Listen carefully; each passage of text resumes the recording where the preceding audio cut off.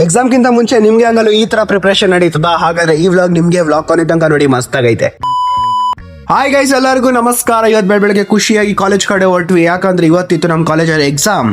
ಇಲ್ಲಿಗೆ ಬಂದ ತಕ್ಷಣ ಇವ್ರಿಬ್ರಲ್ಲಿ ಜಗಳ ಸ್ಟಾರ್ಟ್ ಆಗೋಯ್ತು.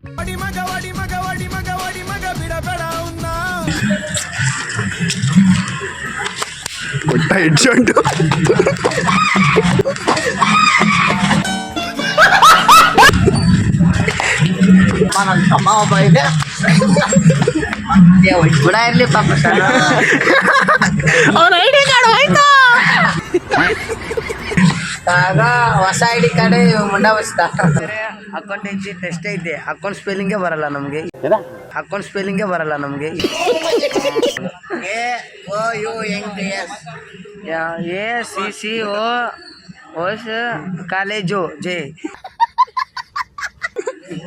ಗಂಟೆ ಅಲ್ಲ. ನಮ್ಮ ಆರ್ಮಿ ತರ ಕೈತೀವಿ ನಮ್ ಕಾಲೇಜು. ನಮ್ ಕಾರ್ತಿ ಅವನಲ್ಲಿ ವಾಚ್ಮ್ಯಾನ್ ಐತಾನೆ.